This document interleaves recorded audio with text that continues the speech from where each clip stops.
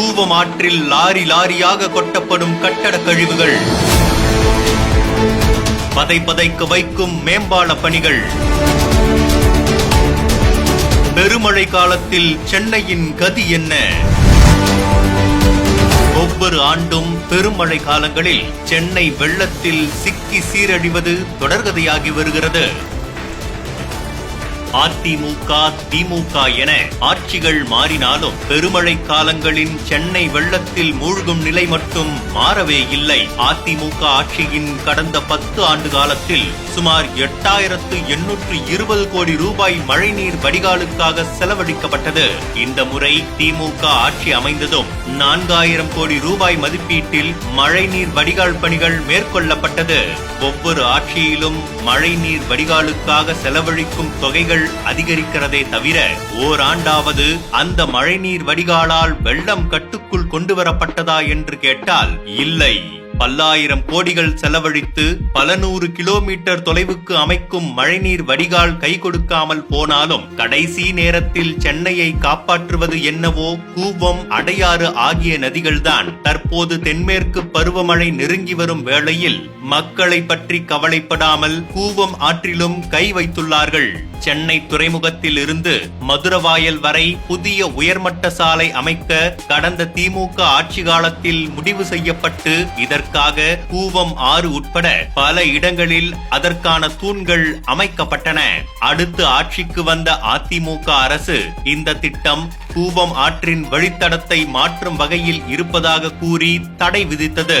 இந்த நிலையில் மீண்டும் ஆட்சிக்கு வந்த திமுக அரசு இந்த திட்டத்தை செயல்படுத்த நடவடிக்கை எடுத்து அதற்கான பணிகளை ஆரம்பித்துள்ளது. துறைமுகம் முதல் மதுரவாயல் வரையிலான இந்த வழித்தடத்தில் ஏற்கனவே கூவம் ஆற்றில் கட்டப்பட்டுள்ள தூண்களை இடித்து அகற்றும் பணி தற்போது தொடங்கப்பட்டிருக்கிறது.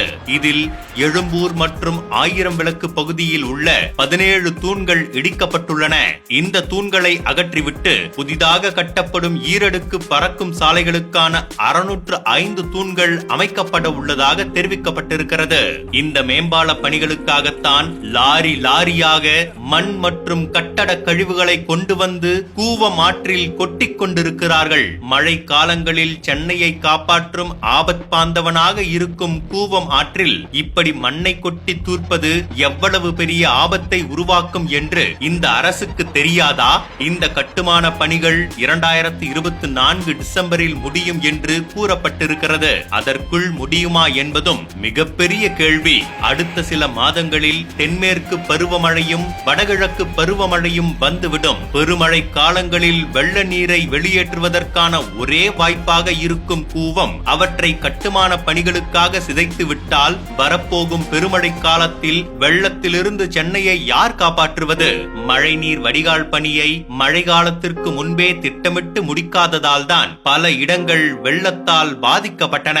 அந்த படிப்பினை இருந்தும் கோடை காலம் முடிந்து மழைக்காலம் ஆரம்பிக்கும் தருவாயில் கூவம் ஆற்றில் கட்டுமான பணிகளை ஆரம்பிப்பதும் அதற்காக லாரி லாரியாக மண் மற்றும் கட்டட கழிவுகளை கொண்டு வந்து கொட்டுவதும் கொடுமையிலும் கொடுமை. இதை பற்றி அங்கே பணியில் இருப்பவர்களிடம் கேட்டால் நீங்கள் யார், எப்படி இங்கே வந்து வீடியோ போட்டோ எடுக்கலாம், எங்களுக்கு கொடுத்த வேலையை செய்கிறோம், இதற்கு மேல் எதையும் சொல்வதற்கில்லை, தேவைப்பட்டால் தேசிய நெடுஞ்சாலைத்துறை, நீர்வளத்துறை அமைப்புகளிடம் கேளுங்கள் என்றார்கள். அந்த அமைப்புகளுக்கு போன் செய்தோம், உடனடியாக பதில் கிடைப்பது போல தெரியவில்லை. நடந்து கொண்டிருப்பது பெரும் அநியாயம். கூவம் ஆற்றுக்குள் 24 மணி நேரமும் கட்டட கழிவுகள் மற்றும் மண்ணை கொட்டிக் கொண்டுள்ளனர். உடனடியாக தடுக்காவிட்டால் அடுத்த சில மாதங்களில் வரவிருக்கும் மழைக்கு சென்னை என்னவாகும் என்று பதறுகிறது. அதே பதற்றத்துடன் தமிழ்நாடு பொதுப்பணித்துறைக்கு போன் போட்டோம். கூவம் ஆறு அவர்களின் சொத்தாயிற்றே, அப்படியா, கொட்டுறாங்களா, உடனே போட்டோ வீடியோவை மெயில்ல அனுப்புங்க என்றார்கள்.